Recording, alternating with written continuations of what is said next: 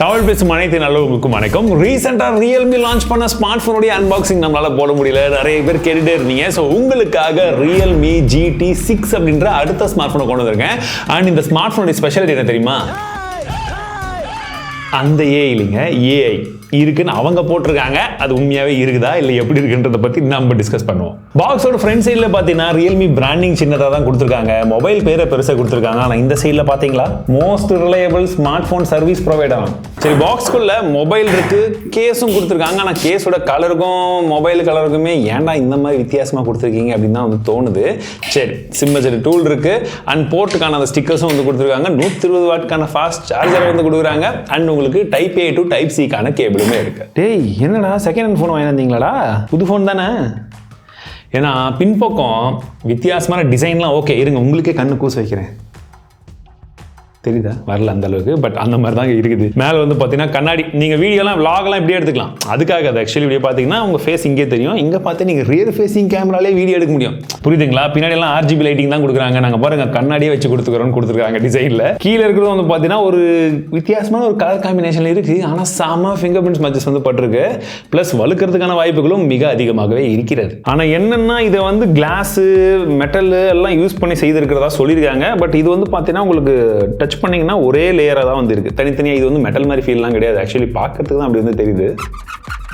ஒரே ஃபீல்ல தான் இருக்கு. ஸோ பார்க்கும்போது டிசைன் தூரத்துல இருந்து ஆஹா நல்லா இருக்கேன்னு தோணும். ஆனால் கையில் எடுத்தீங்கன்னா ஐயோ ஏன்டா இப்படி இருக்கேன்னு தோணும். ஆனால் இது உண்மையாகவே விழுந்துச்சுங்க. இந்த மாதிரி தான் வலிக்கு விழுது. டிசைனை பொறுத்த வரைக்கும் உங்க கருத்து என்னன்னு சொல்லுங்க. பில்டை பொறுத்த வரைக்கும் பின்பக்கமாக கிளாஸ் கொடுத்துருக்காங்க. ஃப்ரேம் ஃபுல்லாக பிளாஸ்டிக் தான். அண்ட் ஃப்ரண்ட் சைடில் கார்னிங் கலர் கிளாஸ் விக்டர்ஸ் 2 கொடுத்துருக்காங்க. டேபிள் மேலே வச்சிங்கன்னா கண்டிப்பாக உங்களுக்கு அதுதான், இதுக்கு தான் கேஸ். சரி, கையில் பிடிக்கிறது தான் எப்படி இருக்குன்னு வந்து பார்த்தீங்கன்னா ஒரு இனான் ஃபீல் வந்து கொஞ்சம் பரவாயில்லையா இருக்கு. ஏன்னா உங்களுக்கு சைட்ஸ் எல்லாம் வந்து கர்வா இருக்கு. அது பிரச்சனை கிடையாது. ஆனால் ஃபோன் கொஞ்சம் அகலமான ஒரு ஃபோன் தாங்க. ஆனால் பின்னாடி வழுக்கிறது மட்டும் ஓரளவுக்கு இன்னும் கொஞ்சம் கம்மி பண்ணியிருக்கலாம். சரி, இந்த டிசைன் வேணும்னா உங்களுக்கு இப்படி, இது இல்லாமல் இன்னொரு கலரும் இருக்கு. அந்த கலர் வந்து பார்க்கறதுக்கு உங்களுக்கு எப்படி இருக்கு, இதுவா அதுவா? வெயிட் டிஸ்ட்ரிபியூஷனை பொறுத்த வரைக்கும் பரவாயில்ல. பாருங்க அழகா நிக்குது. நான் நிக்க வச்சதுனால கிடையாது, பட் நிக்குது.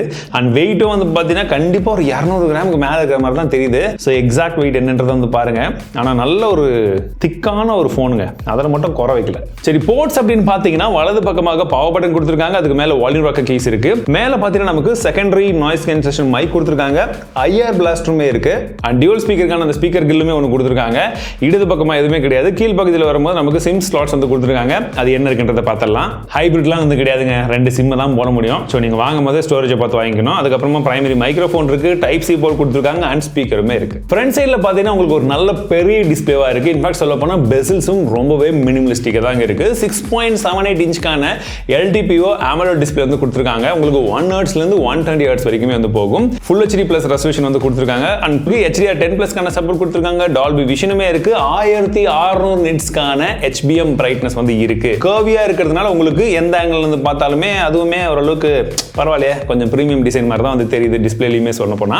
ஆனா அவுட்டோர்ல SGS 5 ஸ்டார் சன்லைட் ரிலையபிலிட்டியோட சர்டிபிகேட் வந்து வச்சிருக்காங்க. சரி, சர்டிபிகேட் வச்சு ஊரே ஏமாத்துறவங்களும் நம்மளும் டெஸ்ட் பண்ணி பார்க்கலாம், யூஸ் பண்ணி பார்த்தோம். அவுட்டோர்ல நல்லாவே இருக்குங்க டிஸ்பிளே, அதுல பிரச்சனையே கிடையாது. ஆனா இந்த போன் நான் ஒரு விஷயத்தை கேள்விப்பட்டேன், 6000 நிட்ஸ் இருக்குன்னு சொல்லிட்டு இருந்தாங்க. அது எப்போன்னு பார்த்தீங்கன்னா நீங்க ஒருவேளை HDR கண்டென்ட் பாக்குறீங்கன்னும் போது மட்டும்தான் அந்த 6000 நிட்ஸ்னு சொல்றாங்க. அதுவுமே அந்த அளவுக்கு இருக்கு. சரி, அந்த HDR கண்டென்ட் எதில் பார்க்க முடியும்னா யூடியூப்ல பார்க்க முடியுது. நெட்ஃபிளிக்ஸ்ல இப்போ வரைக்கும் சப்போர்ட் இல்லை. அண்ட் இந்த ஸ்மார்ட் போன் நீங்க ஒருவேளை 70 நிட்ஸ்க்கு கீழே அந்த பிரைட்னஸ் எல்லாம் வச்சு யூஸ் பண்ணும்போது உங்களுக்கு DC டிமிங் ஆக்டிவேட் ஆகும். ஒருவேளை 70 நிட்ஸ்க்கு மேல நீங்க வச்சு யூஸ் பண்றீங்க அப்படின்னா PWM டிமிங் 2160 ஹெர்ட்ஸ்க்கான PWM டிமிங் வந்து ஒர்க் ஆகும்.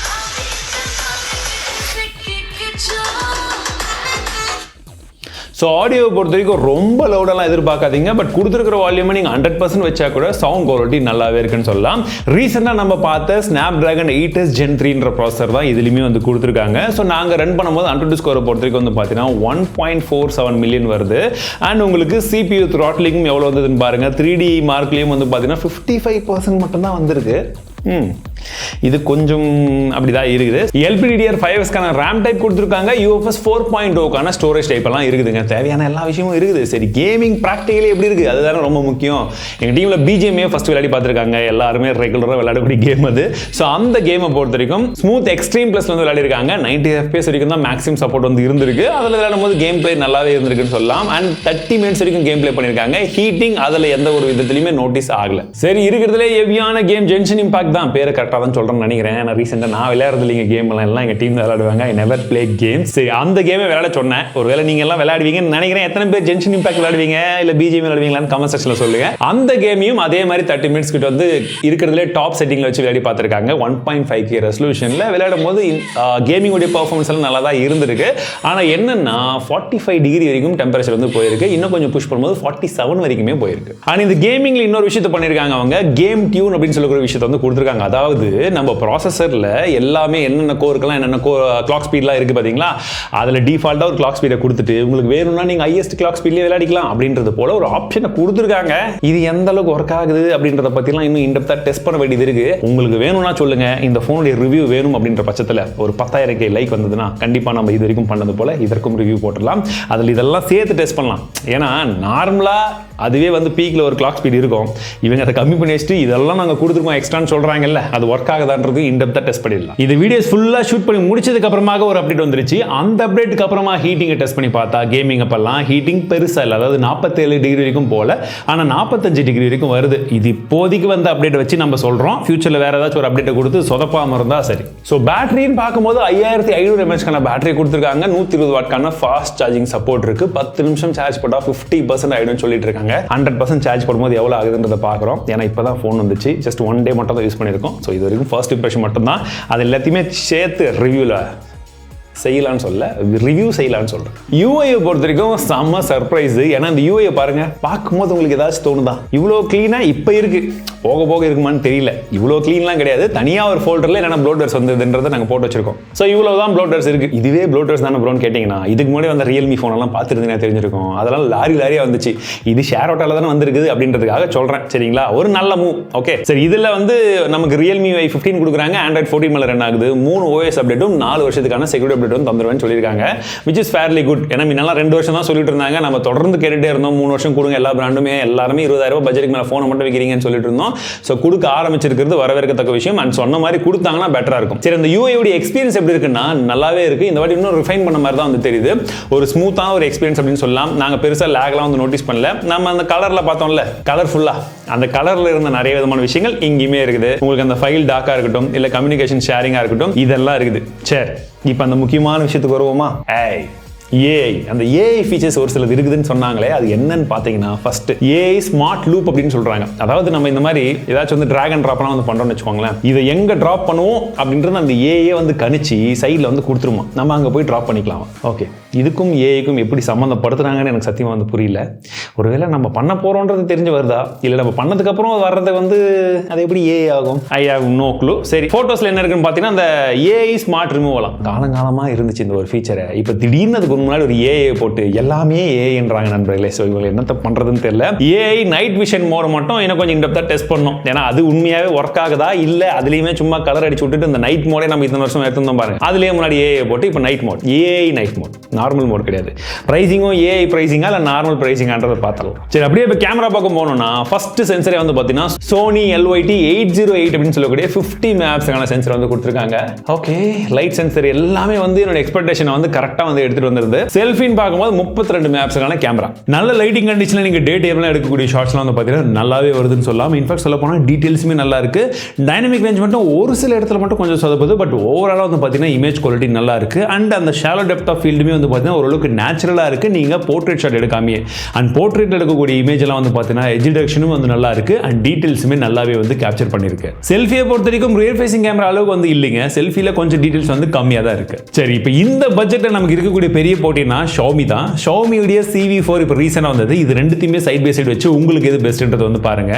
அவுட்டோர்ல நார்மலா எடுத்த இமேஜ் குவாலிட்டில வந்து பாத்தீங்க, உங்களுக்கு இமேஜ் குவாலிட்டி ரெண்டுத்துலயுமே நல்லா இருக்கிற மாதிரி தான் இருக்கு. பட் டீடைல்ஸ் அப்படின்னு பார்க்கும்போது அந்த கலர்ஸ் எல்லாம் எனக்கு கொஞ்சமா ரியல்மில கொஞ்சம் பெட்டரா இருக்கிற மாதிரி ஒரு ஃபீல் வந்து இருக்கு. ஏன்னா அந்த பேக்ரவுண்ட்ல இருக்கக்கூடிய லீவ்ஸ் எல்லாம் ப்ராசஸ் பண்ணதா இருக்கட்டும், இல்ல அந்த ஃபேஸ்ல இருக்கக்கூடிய கலர் ரீட்டைன் பண்ணதா இருக்கட்டும், அது ரியல்மில ஓரளவுக்கு பெட்டரா இருக்கு. பட் இந்த சைடுல பாருங்க, அந்த கல்லு பக்கத்துல நிற்கும் போது Xiaomiல இருக்கக்கூடிய ஸ்கின் டோன் வந்து கொஞ்சம் பெட்டரா இருக்கு. ரியல்மில கொஞ்சம் நார்மலா தான் வந்து இருக்கு. ஸோ ரெண்டு கேமராவுமே இந்த பர்டிகுலர் பட்ஜெட்ல ஓரளவுக்கு கேப்பபிளானது தான். பட் எந்த இடத்துல எப்படி ப்ராசஸ் ஆகுதுன்றது இருக்கு இல்லைங்களா, அந்த ப்ராசஸிங் வந்து பார்த்தீங்கன்னா போர்ட்ரேட்ல எல்லாமே எனக்கு ரியல்மி இது அந்த ஸ்கின் டோன்லாம் கொஞ்சம் பெட்டரா இருக்கு. இன்னும் ஒரு சில இடத்துல வந்து பார்த்தீங்கன்னா உங்களுக்கு Xiaomi இது கொஞ்சம் பெட்டரா இருக்கு. ஸ்பெஷலி இந்த போர்ட்ரேட்ல கிராஜுவல் பிளரிங் வந்து பார்த்தீங்கன்னா எனக்கு ரியல்மில கொஞ்சம் பெட்டரா வந்து ப்ராசஸ் பண்ணியிருக்கு. அட் த சேம் டைம் ஃப்ரண்ட்டில் இருக்கக்கூடிய ஆப்ஜெக்ட்லேயுமே அந்த ஃபோக்கஸ் அந்த டீட்டெயில்ஸ் எல்லாம் க்ளீனாக வருது. இந்த இமேஜை பார்க்கும்போது உங்களுக்கே வந்து தெரியும். அண்ட் இந்த ஷாட்டில் பாருங்கள், அந்த ஸ்கின் டோனு, அந்த ஷர்ட் கருப்பு கலர் தான், பட் இருந்தாலுமே அது நல்லா வந்து ரியல்மியில் ப்ராசஸ் பண்ணியிருக்கு. பின்னாடி இருக்கக்கூடிய அந்த செவத்துடைய கலரும் என்ன இருக்கோ அதையுமே சேர்த்து ரிட்டைன் பண்ணியிருக்கு. செல்ஃபியை பொறுத்த வரைக்கும் எனக்கு ரியல்மியில் இருக்கக்கூடிய ஸ்கின் டோனில் ஒரு சில டைமில் கொஞ்சம் டார்க்கிஷ் ஷேட் வந்து தெரியுது. சிவியில் கொஞ்சம் பெட்டராக பர்ஃபார்ம் பண்ணியிருக்க மாதிரி தெரியுது. பட் செல்ஃபியை பொறுத்த வரைக்குமே ரெண்டுமே ஓரளவுக்கு ஆவரேஜ் தான். உங்களுக்கு எது பிடிச்சிருக்குன்னு பாருங்கள். 4K 60 fps வீடியோ எடுக்க முடியுது. வீடியோ வந்து பார்த்தீங்கன்னா ஓரளவுக்கு வந்து ஸ்டேபிளாக தான் இருக்குது. பட் இருந்தாலும் ஹியூமன் சப்ஜெக்டில் அந்த ஸ்கின் டோன்லாம் எப்படி இருக்குன்னு வந்து பாருங்கள். அண்ட் வீடியோ குவாலிட்டியில் வாய்ஸ், அதில் ஆடியோ எப்படி இருக்குன்னு பாருங்கள். இப்போ நம்ம 4K 30 fps வீடியோ எடுத்துகிட்டு இருக்கோம். ஸோ ரெண்டுத்துலேயுமே எப்படி இருக்குன்னு பாருங்கள். ஆக்சுவலாக ஷியோமியில் கொஞ்சம் ஒய்டாக இருக்கும், ரியல்மியில் கொஞ்சம் ஒய்டு கொஞ்சம் கம்மியாக இருக்கும். ஸோ ரெண்டுக்குமே எப்படி குவாலிட்டி இருக்குன்னு பாருங்கள். இந்த ஏஐ எங்கெங்கெல்லாம் கொண்டு வரதுன்னு தெரியாமல் எல்லா இடத்துலையும் போட்டு வச்சிருக்காங்க. ஏஐ ஆண்டனாலாம் இதில் இருக்கான். என்ன சொல்றது பாருங்க. 360 டிகிரி NFC இருக்குன்னு சொல்றாங்க. எப்படி சுத்தி வச்சாலும் NFC ஒர்க் ஆகுமா? ஸோ நான் இப்போ கேட்கக்கூடிய கேள்விகள் என்னன்னா, நம்ம சூப்பர் டிடி ஹீரோஸ் கிட்ட எத்தனை பேருடைய ஸ்மார்ட் போன்ல NFC இருக்கு? இருக்கிறவங்க எத்தனை பேர் NFC யூஸ் பண்றீங்க? ஏன்னா நான் யூஸ் பண்றது இல்ல, நீங்க யூஸ் பண்றீங்கன்னா எங்க யூஸ் பண்றீங்கன்றதை சொல்லுங்க, மற்றவங்களும் தெரிஞ்சுக்கட்டும். ஸோ யூஸ் பண்றவங்களுக்கு 360 டிகிரி கண்டிப்பா ஹெல்ப்ஃபுல்லா இருக்கும். Vivo NR 13 5G pants, Wi-Fi 6 மற்றும் Bluetooth 5.4 சப்போர்ட் இருக்கு. அதையும் சேர்த்து சொன்னா அவங்களே ஊதிட்டாங்களா? இல்லை, ரேண்டமாக கிளிக் ஆயிடுச்சு. நான் எதுவும் பண்ணலைங்க. It's not planned. Okay. And சரி, இதில் முக்கியமாக அவங்க சொல்கிற விஷயமே என்னென்னா, ரியல்மி சொல்கிறாங்கன்னும் போது தான் கொஞ்சம் இருக்குது. சரி, என்னென்னா ப்ரைவசிக்காகவே ஒரு சிப்பை கொடுத்துருக்காங்க. அண்ட் இந்த சிப் வந்து பார்த்தீங்கன்னா CCEAL6+ அப்படின்னு சொல்லக்கூடிய அந்த ஒரு சர்டிஃபிகேஷன் வாங்கியிருக்கு. ஓகே, இது என்னன்னு பார்த்தீங்கன்னா பல விதமான டெஸ்டிங்கை வந்து செய்வோம். எக்ஸாம்பிளுக்கு வேறு மாதிரி ஒரு சொல்லணும்னு வச்சுக்கோங்களேன். இப்போ நீங்கள் வீட்டுக்குள்ளே தங்கம், பணம் எல்லாம் வச்சுருக்கீங்க அப்படின்னா, ஜன்னல் வழியாகவும் சரி, கதவு வழியாகவும் சரி, வேறு எந்தெந்த வழியிலலாம் வந்து உள்ளே போய் அதை எடுக்க முடியுமான்னு சொல்லி பல்வேறு விதமான டெஸ்டிங்கை பண்ணிட்டு, ஓகே நாங்கள் எல்லாத்தையுமே ட்ரை பண்ணிட்டோம், உங்கள் வீடு சேஃபாக தான் இருக்குன்னு சொல்லி ஒரு சர்டிஃபிகேட் கொடுப்பாங்க இல்லையா? அந்த மாதிரி இந்த ஃபோன் சேஃபாக தான் இருக்குது அப்படின்றது போல ஒரு சிப்பை வச்சு அந்த டெஸ்டிங் எல்லாம் மொத்தமாக வந்து பண்ணியிருக்காங்களாம். அது இருக்குதுன்னு சொல்லியிருக்காங்க. ஹாப்டிக்ஸை பொறுத்த வரைக்கும் ரொம்பவே சாஃப்ட்டுங்க. ஆனால் இன்னும் கொஞ்சம் நல்லா கொடுத்துருந்துருக்கலாம். டைப்பிங் பண்ண மட்டும் லைட்டாக வருது, மற்றபடி மல்டிடாஸ்கிங் அந்த மாதிரி விஷயங்கள்லாம் பெருசாகவே வந்து இல்லை. அண்டு கீழே USB Type-C வந்து பார்த்தீங்கன்னா உங்களுக்கு 2.0 போர்ட் மட்டும் தான் கொடுத்துருக்காங்க, which is pretty sad இந்த பட்ஜெட்டில். இப்போ தான் சுடக்கூடிய ப்ரைசிங் என்னன்னு தெரிய வந்திருக்கு. 41,000 அஃபிஷியலி வந்து லான்ச் பண்ணியிருக்காங்க. இதற்கு மேலே ஒரு சில கார்டு ஆஃபர் அதெல்லாம் இருக்குது, சரிங்களா? பட் டிஃபால்ட் ப்ரைசிங் 41 தான் ஸ்டார்டிங் ப்ரைஸ்னு வச்சுக்கிட்டா. இந்த பட்ஜெட்டில் உங்களுக்கு காம்படிஷன் அப்படின்னு வந்து பார்க்கும்போது ஒரு சில ஆப்ஷன்ஸ் நல்லாவே வந்து இருக்குது. இன்ஃபேக்ட் சொல்ல போனால் உங்களுக்கு Realme GT60 வந்து இன்னும் கொஞ்சம் பெட்டர் வேல்யூ ஃபார் மணி. அந்த ப்ரைசிங்க்கு அதோடைய கேமரா பர்ஃபார்மன்ஸ், அதோடைய டிஸ்பிளேலாம் கிட்டத்தட்ட ஒன்று தான், டிசைனும் ஒன்று தான். அப்படியெல்லாம் பார்த்தீங்கன்னா அது கொஞ்சம் பெட்டர் வேல்யூ. ஸோ இதுக்கு காம்படிஷன் பார்க்கும்போது இப்போ ரீசெண்டாக லான்ச் ஆன Xiaomi CIVI 4 இருக்குது. அதுக்கப்புறம் வந்து பார்த்தீங்கன்னா Moto Ultra இருக்குது. பட் Moto Ultra 60,000 லான்ச் பண்ணி 50,000 அதனால் அது நம்ம ஈக்குவேஷனில் இல்லை, அதை வெளியே தள்ளி விட்டுருவோம். Xiaomiயை கம்பேர் பண்ணும்போது கேமரா சாம்பிள்ஸை பார்த்துருப்பீங்க, உங்களுக்கு வந்து தெரியும், அதை விட கொஞ்சம் பெட்டராக இருக்க மாதிரி தான் தெரியுது. பட் இருந்தாலுமே இந்த 40,000 மேலே லான்ச் பண்ணக்கூடிய ஸ்மார்ட் ஃபோனில் ஏன் இவ்வளோ ப்ளோட்வேர்ஸ், ஆட்ஸ்லாம் வந்து கொண்டு வராங்க, இந்த கிளான்ஸ்லாம் கொண்டு வராங்கன்னு எனக்கு சத்தியமாக வந்து தெரியல. இதெல்லாம் இல்லாமல் நீங்கள் ஓவராலாக வந்து பார்க்கும்போது இது இந்த 40,000 செக்மெண்ட்டில் ஒரு ஆப்ஷன். நீங்கள் ஒரு 5 ஃபோன் எடுத்தீங்கன்னா அதில் கண்டிப்பாக இந்த லிஸ்ட்டில் அந்த ஃபோன் வரும். பட் இது உங்களுக்கு செட் ஆகுமா இந்த பட்ஜெட்டில் ஒரு ரியல்மி ஸ்மார்ட் ஃபோன்? நீங்கள் சொல்லுங்கள் கமெண்ட் செக்ஷனில்.